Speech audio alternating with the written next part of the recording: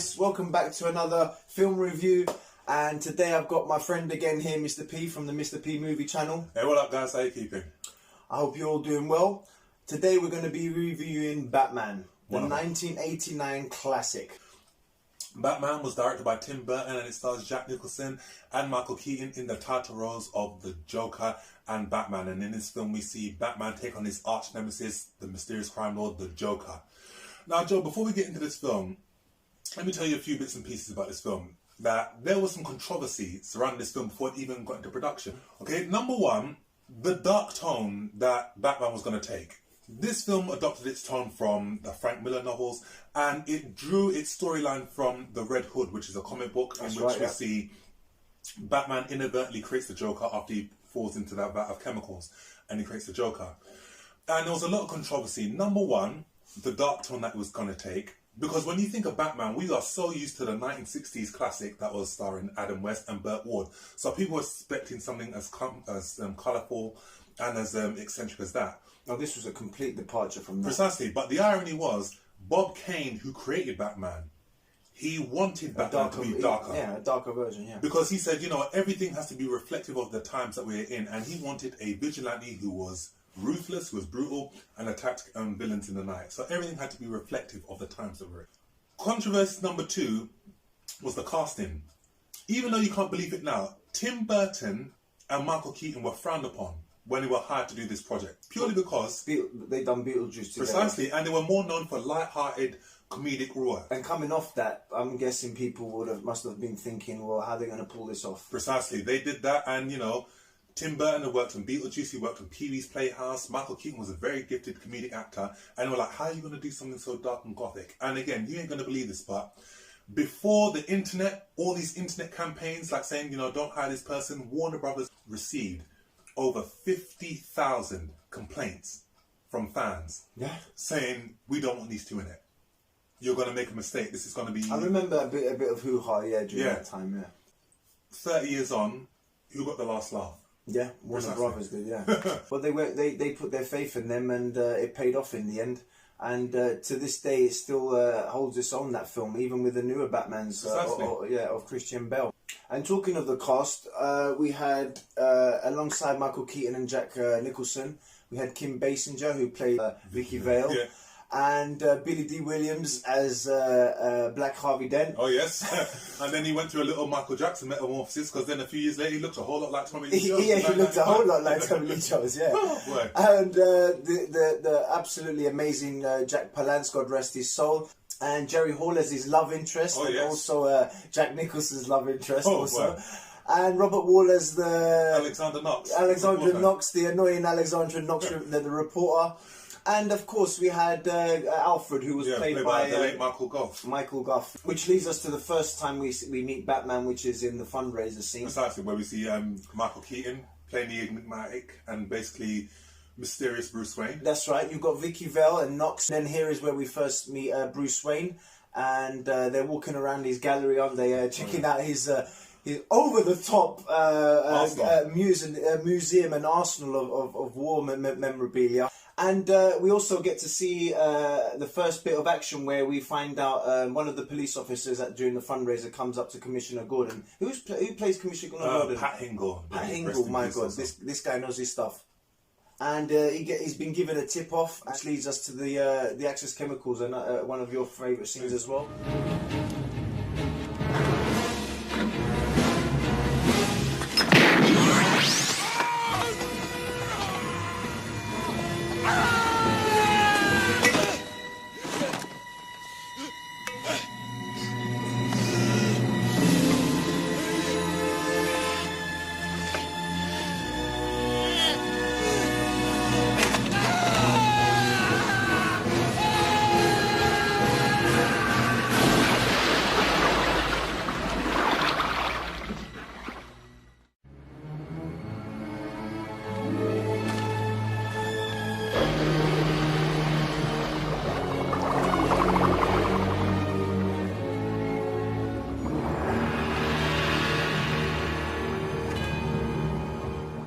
Another great scene where he takes out Carl Grissom and then reads the newspaper and reads about Batman, and he says the famous line, "Where do they get a load of me?"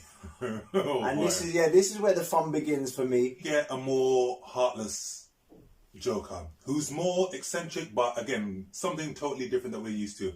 And where he says, nobody wants a war, so if you want to squash the beef, let's just shake it. That's right. This is him trying to take control of the crew, and whoever's not in on Joker's plan is expendable. Oh, absolutely. And Antoine being one of those people that is against Joker's ideas, comes to a nice and brutal demise. Oh, understatement. I think it's quite shocking. Oh yeah, it's quite shocking. And oh,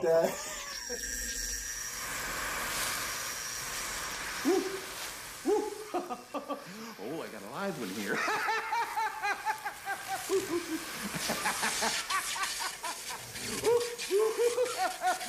Oh, there'll be a hot time in the old town tonight.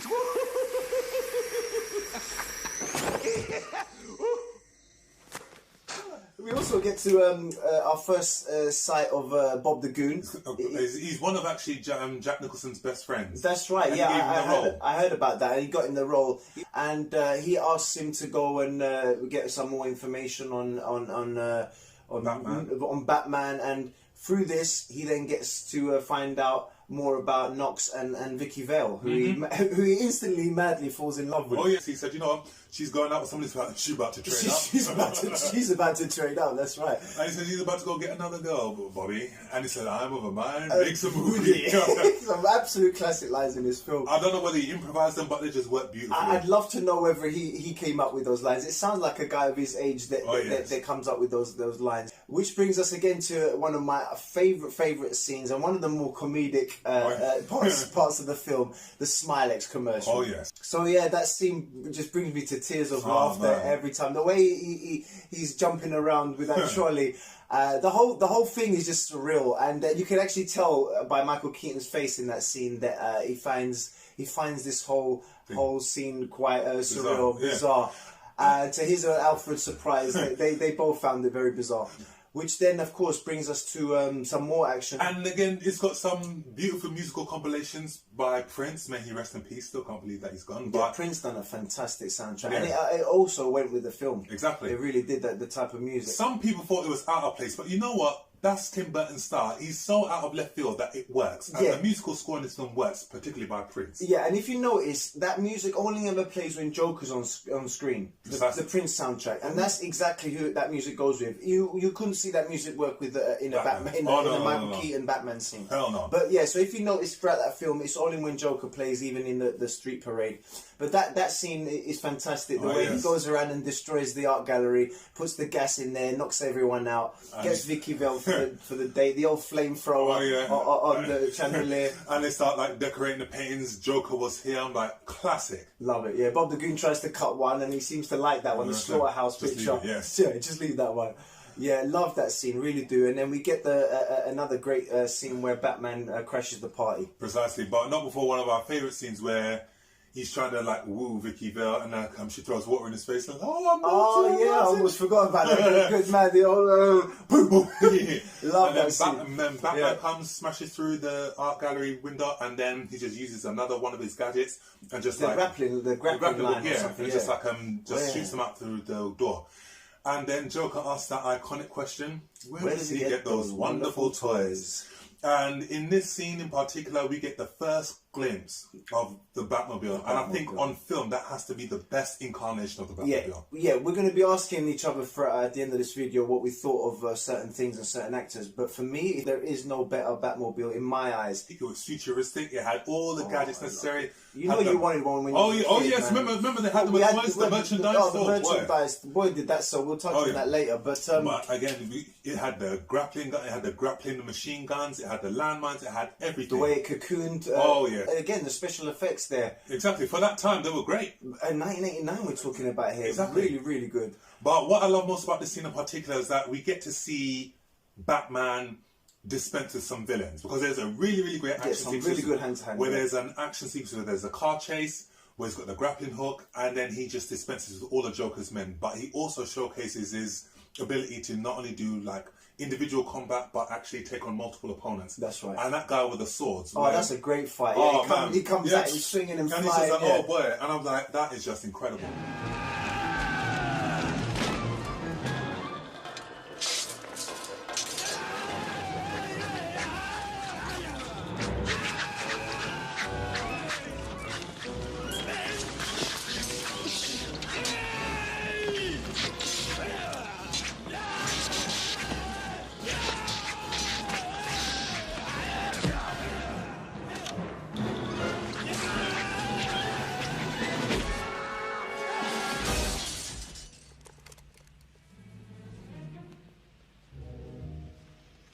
And then he takes Vicky, after rescuing her, into the Batcave. And again, that has to be the best incarnation of the Batcave. Oh yeah, I do love that scene. I love that theatrical music that's playing while he's driving through the leafy road. The score, man. Danny Elfman smashed it. Let's talk about the score real quick. Danny Elfman is a frequent collaborator of Tim Burton's. They worked together on Pee-wee's Playhouse. They worked together on Beetlejuice. They worked together on future films. And again, that score matches the tone of the film. Oh, yeah. It is dark, it is gothic, it is beautiful, and it captures Batman perfectly. And again, it was further used in the animated series with Batman. That's correct, yeah. Hans Zimmer and Danny Elfman, for me, some of the greatest composers of the film. But Danny Elfman captured Batman perfectly, and I think you will never hear a better musical composition reflecting Batman than Danny Elfman. Oh, no doubt. You hear that music, and you'll know it's Batman. It's yes, absolutely. As that. And that's a good sign of a great composer. Precisely. But yeah, the musical score, and it was just superb. I just loved it. It just worked beautifully. And again, the Batcave and how bleak and how gothic it was, and how he just got those screens and how he was showing what Joker's plans were. Yeah, it was really, really well done. I love the way, again, after driving down that road, he just bursts screen. You think they're going to crash. Vicky Vale thinks they're going to crash, and they just go through this tunnel, and that leads them into the Batcave. Really, really great scene. Very, very great scene. And again, after knocking her out and taking her back home, she realizes that, Batman has given her the plans to Joker's thing to poison everybody. They run a new press story, and then Joker he was a bit upset that he got knocked back by Vicky. Yeah, Joker got really upset that he got knocked back by her, and he appears at her apartment, not knowing that obviously Bruce Wayne is there. And Bruce Wayne appears to try and save the day, if you like, try and get her out of this heavy situation. And more importantly, tell her the truth about who he really is. That's correct, yeah. He's trying to build himself up to tell her who he is, like, I'm Batman. I'm Batman. But you know how it is. They've done this in many films before where the superhero is trying to unveil who he is. They all do it. And the Joker has another great scene here where he's quite upset to see another hen in the another rooster in the hen house, as he puts it. And Bruce Wayne tries to play act it up, doesn't he? Because he knows who he really is. He does know who he really is at that point. And there's a great scene where Michael Keaton starts to say, you want to get nuts? Come on, let's get nuts. And he smashes. No, he doesn't smash. Yeah, he picks up a sword and he smashes one of the vases on Vicky Vale's. That's right. Yeah, he picks up the fire poker and smashes the vase. Yeah. And then right there's the iconic scene where he knows who he really is, but there's another reason why he knows who he really is when he says, that iconic line where he picks up the gun and he says, "Help, my friend. Have you ever danced with the devil by the pale moonlight?" And that's when he realizes, okay, he killed my parents. That's right. This is who killed my parents. There was a brief scene as well that we'll quickly touch on where Vicky Vale does follow him to the scene of where his parents died, and he lays some flowers. Mm-hmm. So that all comes into fruition with this scene. And so obviously Joker is still upset and just giving Michael Keaton his time to talk. Proceeds to shoot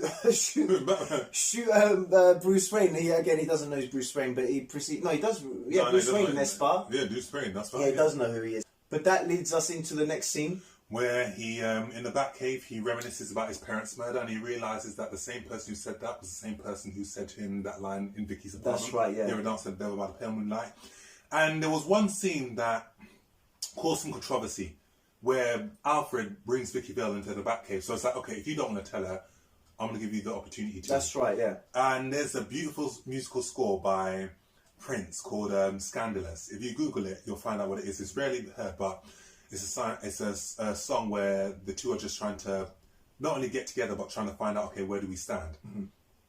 Batman realizes that, you know what, this is what I have to do. I've tried to ignore it, but I can't. Yeah. And again, that was some brilliant acting. Yeah. By Michael Keaton. Considering the fact this guy's a comedic actor, he gave some really, really great dramatic performances in this film. Yeah. And there's one of the best lines and the best scenes that I've ever seen in this film, where the best time he says, he's out there, I've got to go to work. That's right, yeah. And then you got Danny Elfman's score again, and then we see Batman put on the Batsuit. Oh, I love that. And you hear that dun, dun, dun, dun, and when he's putting on the Batcape, the cowl and the belt. And you see his eyes, and I'm like, oh, wow.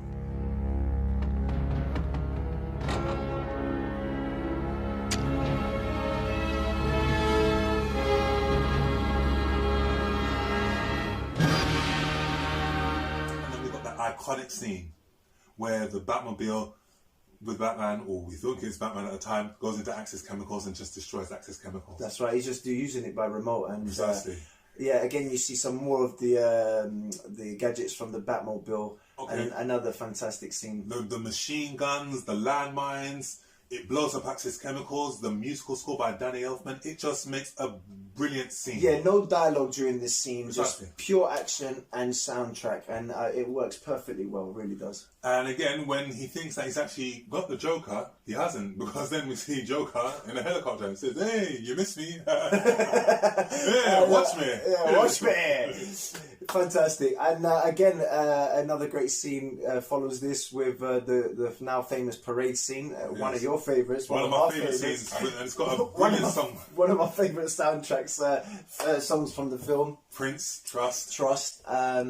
What album was that on? Because it's funny. I'm glad you asked me that, because what had happened was Prince he did so many songs that actually gave two different soundtracks. They gave one where it was just the music from the film, and then there was one where it was just Prince and the music that he done for the film. So everything from Party Man to Trust to Scandalous was on a separate soundtrack.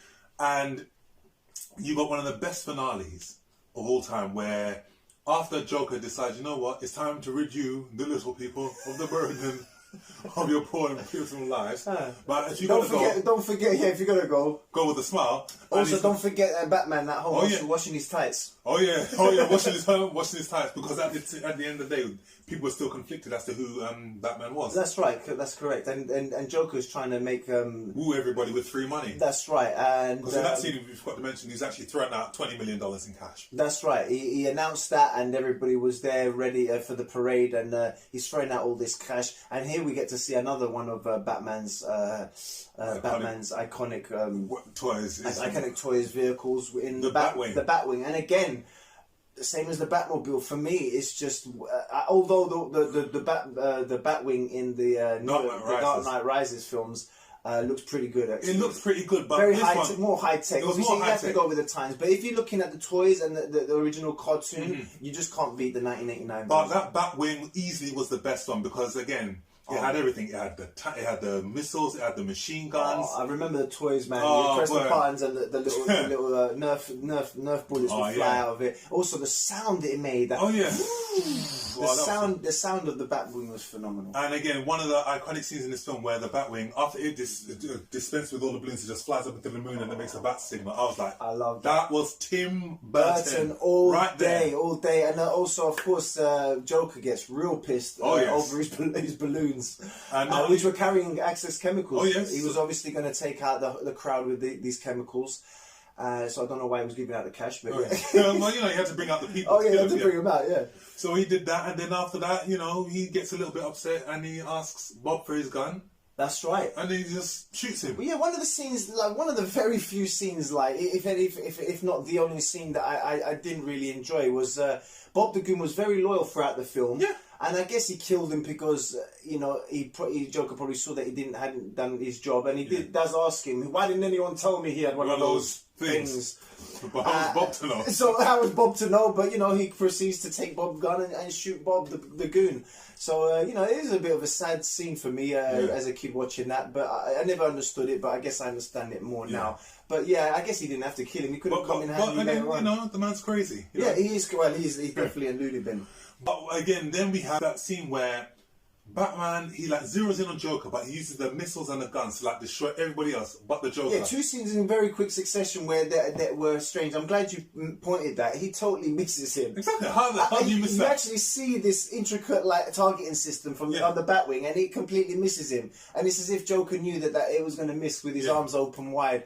Or maybe it's because maybe because Batman can't kill. Who knows? Who knows? Yeah, but still, then maybe not put that scene in. But yeah, I'm glad you mentioned that. That's a weird scene. But he brings out Joker brings out that ridiculous gun. Oh, there's guns, and then there's that gun that he had. And I'm like, the barrel was like as long as my wall. Okay, yeah, this is for kids. Okay, this is for kids. But it's like it was a long ass gun. I don't know how he walked with that thing, but I think it extends. He like clicks it back. That's correct. Yeah, so that explains that. And he just like destroys the Batwing with one shot, and it's like there's that iconic scene where it's a mixture of live and visual effects and miniatures where I must say today that bit where it actually lands on the steps of the cathedral, the Batwing, it does quite look a little bit dated. It almost looks like it is. It's basically toys. Yeah, it's miniatures, but it worked. It definitely worked. But before we move on, like that scene is very reminiscent of the scene with Heath Ledger's Joker, where he's coming at he's coming at. Damn right.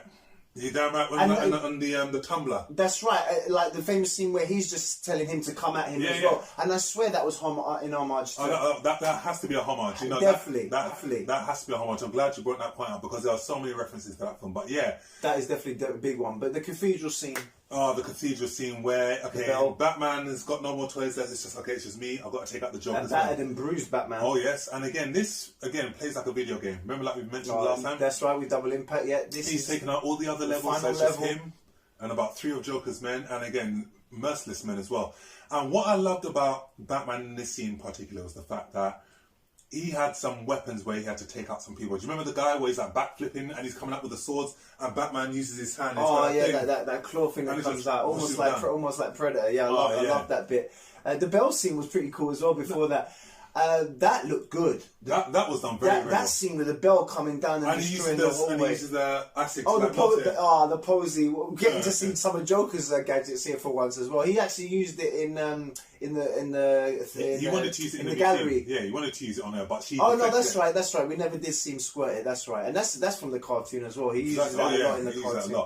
But again, we get to see Batman dispense with some really, really hardcore individuals. You remember, like the henchman is just like beating him left, right, and centre. Oh, the black dude, the bald dude. With the glasses. That was a tough fight. That was probably the hardest goon fight for Batman, no doubt. And again, he smashed his head against the bell and he like throws him down. The way he falls down, yeah, man. And then we get the best scene in the film where Vicky notices that Batman is there. Then she tries to seduce his Joker, Mr. Joker. Oh, I like you. Oh, I love the colour purple. And then there's that iconic scene where Batman comes up and says, "Excuse me, you've been down to the devil by the and knocks out Joker. I love that scene. The old clapping teeth come out of his mouth and like chattering away. And there's a beautiful homage to the comic book Red Hood, where he says, "I'm going to kill you," and he goes, "You idiot! You made me." That's right. You dropped me into that vat of chemicals. That was a difficult thing to get over. I don't think I didn't try. That's right. Great. And then Batman says, "Well, you know what? I made you, but you made me first for what you did to my parents." 100%. And that was a very... That just sums the Joker and Batman relationship up. Absolutely. It really does. And then there's that scene where he punched him and you think he's fallen over the ledge and you think, okay, that's it, he's gone. But then he drags them both over. That's right. I don't know how again, that's the third thing that it didn't work out very well. I don't know how he done that. Yeah. How he drags a man in, like Michael Keaton in a bat suit. It was a bit strange. But anyway, I guess they had to make it work like that. And you got them hanging from the bricks. And this is now the famous scene where we think that Joker's going to be getting away. Absolutely. He gets the last of his few men that are in a helicopter to come and pick him up. They drop the old ladder down.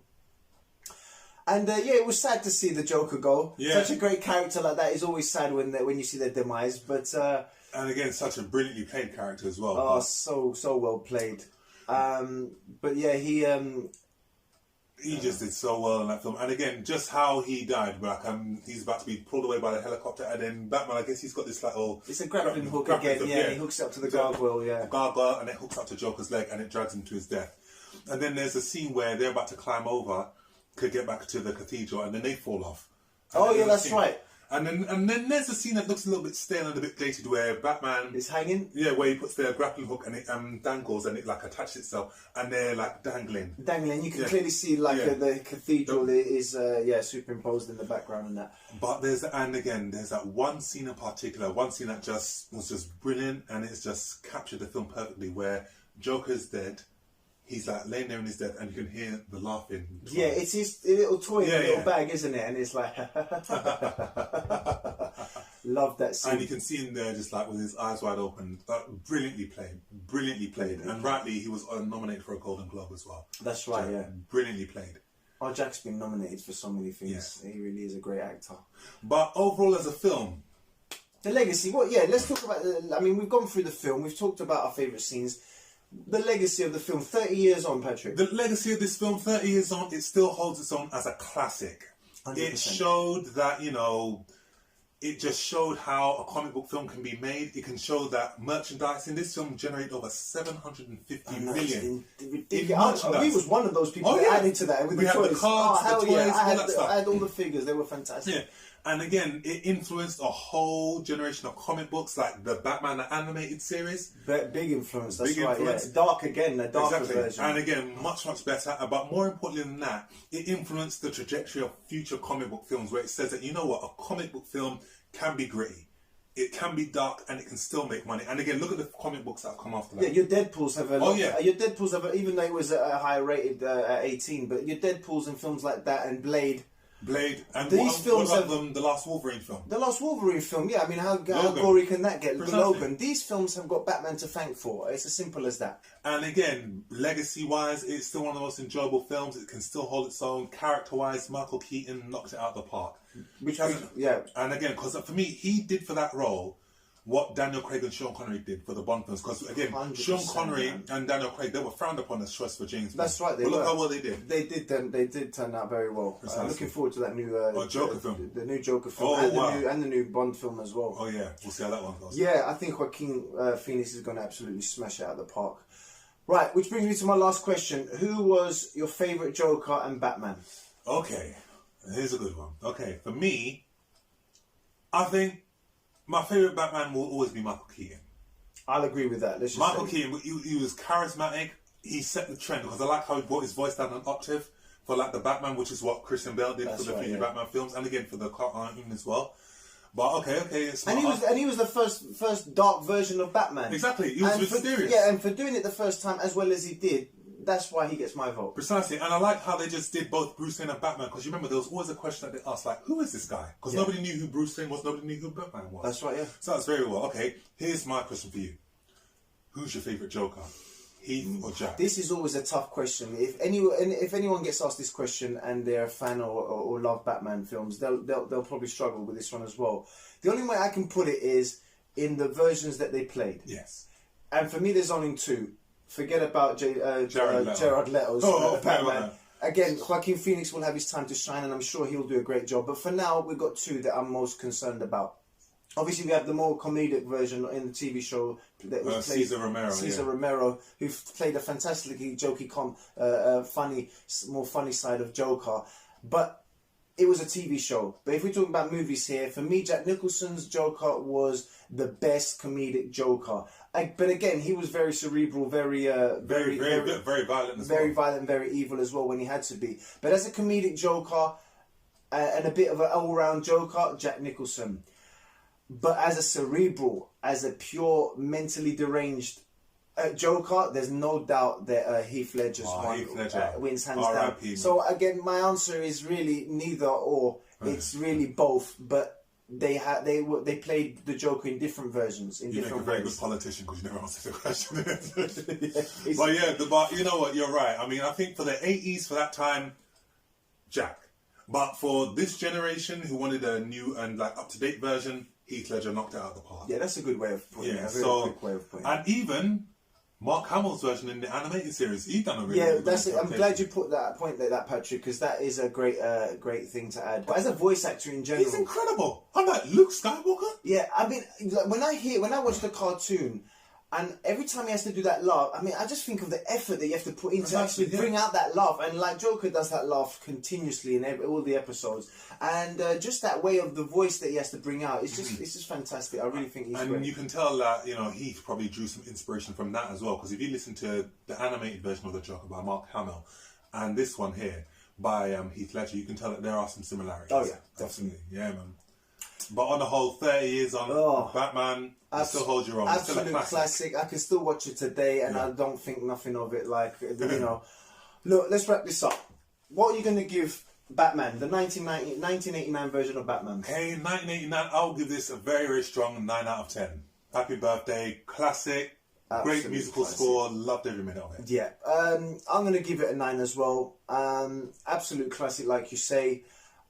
Again, it's not a perfect film. There's little things that we have touched on with Bob the Goon, some of the visual effects being dated. It probably would have been closer to a 10 but back then when it first came out, because again, there was nothing like it when it came out. But yeah, I'm going to go with a 9 out of 10. Yes. So guys, that's about it. I really hope you enjoyed our second film review. The second of many to come. Second of many. Hopefully, if you're wondering what's next, we're probably going to decide out of Commando or Total Recall. Or Tango and Cash. Oh yeah, Tango and Cash. I desperately want to do some Arnold films here. Yeah, and really, thanks for watching, guys. And thank you for continuing to watch. Thank you for all the support you gave our last video. We really, really do appreciate it. Please subscribe to our channels, the Joe Cobra YouTube channel. Please subscribe as well to Mr. P Movie Review channel. Thank you guys for watching, and I'll see you guys next time on the next video. Thank you guys. Take care of yourselves. Peace.